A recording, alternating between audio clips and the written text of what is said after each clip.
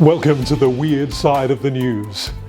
In this episode, moving house the hard way, giving up solid food for Lent, a terrible birthday surprise, and I'm not a cat.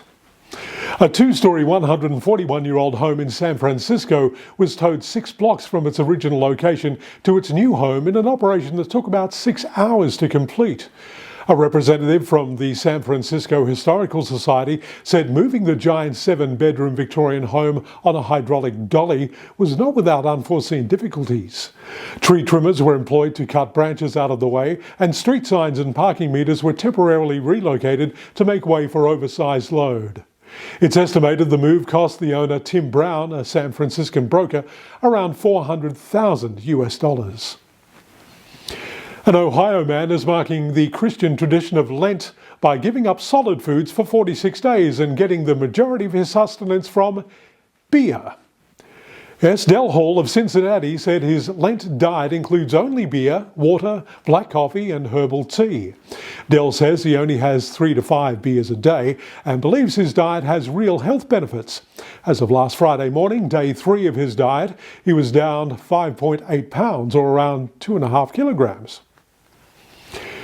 A Queensland grandmother's night out for a birthday took a turn for the worst when a 42-year-old male decided to help himself to a handbag.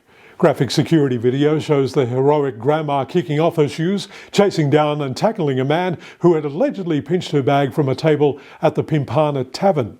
After a short wrestle in the car park, the elderly woman is seen putting the robber into a headlock before proudly walking away with her bag. The grandma was left with cracked ribs, cuts and bruises following the altercation. Queensland police have since charged and tracked down the 42-year-old alleged thief. Well, the Zoom app has been a godsend for many businesses during COVID lockdown periods, but there is a bit of a learning curve for those not technically savvy to get it up and running smoothly, as this Texas lawyer can testify to. During a court hearing conducted on Zoom, one of the funny face filters was turned on, and the attorney, Rod Ponton, in a moment of deep embarrassment, had no idea how to disable it. Mr. Ponton, I believe you have a filter turned on in the video settings. You might want to take a look. Can you hear me, Judge? I can hear you. I think it's a filter. It is, and I don't know how to remove it. I've got my assistant here. She's trying to, but I'm prepared to go forward with it. I'm here live. I'm not a cat. The video was posted to Twitter by the judge himself as a teachable moment. And finally, at a bakery in the western German town of Dortmund, they're celebrating the year of the coronavirus vaccine with syringe-shaped cakes. The owner of the bakery said they were a bit skeptical whether it would be too macabre, but he said, "We did it after all because even for anti-vaxxers, it's funny."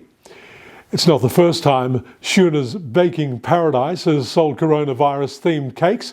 Last year, as household essentials vanished from supermarket shelves in panic buying, they created cakes shaped like toilet rolls. And that's the news. See you next time.